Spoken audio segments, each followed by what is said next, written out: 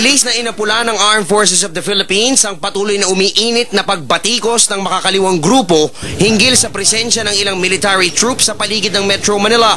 Ayon kay AFP spokesperson Bartolome Bacaro, hindi dapat binibigyan ng kulay ang deployment dahil ito ay bahagi lamang ng kanilang military drills. Ang pagkakalat-aniya ng mga sundalo sa iba't ibang lugar sa Metro Manila ay bahagi ng paghahanda sa maaaring muling paglahok ng Pilipinas sa mga international peacekeeping missions. Dagdag pa ni Bacaro, may basbas ng mga residente ng lugar ang kanilang pagpapadala ng mga sundalo sa training venue. Siguro ang tanungin natin yung mga tao, and I'm not aware of any incident kung saan may reported na may nanakit na sundalo, may report na may umabusong sundalo, wala. If you will talk with the people sa baba, well, masaya sila, no? They welcome. Actually, may isang barangay captain pa nga atang nagsabi, kung saan sinabi niya na kung maaari sana pati dun sa lugar nila is bisitahin. May training aspect kasi ito. Pinasinungalingan din ni Bacaro ang bintang ng mga leftist organizations. Base sa ibinibintang ng dalawang militanteng grupo, ipinakalat umano ang mga sundalo upang i-harass ang kanilang mga miyembro at sirain ang kanilang diskarte sa pangangampanya.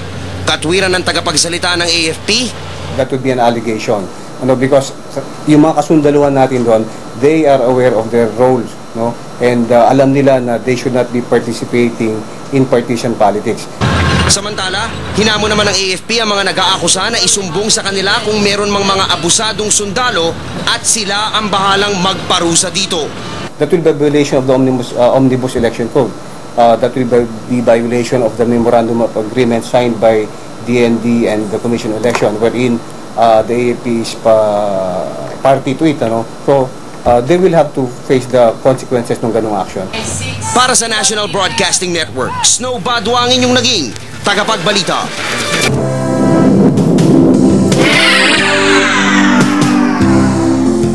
Ibabalik ng husto ng pamahalaan ng primary role of education.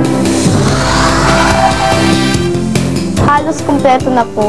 Hindi na po crowded sa isang room. Lalo na po pag nagre-research po ako sa internet. Nasigurado po mapagkukunan po namin ng aral.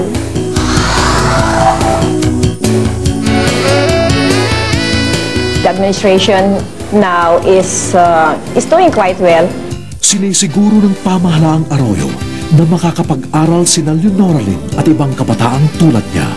Sila ang kinabukasan at ang pag-asa ng bayan. Mamuhunan tayo sa kabataan. Mamuhunan tayo sa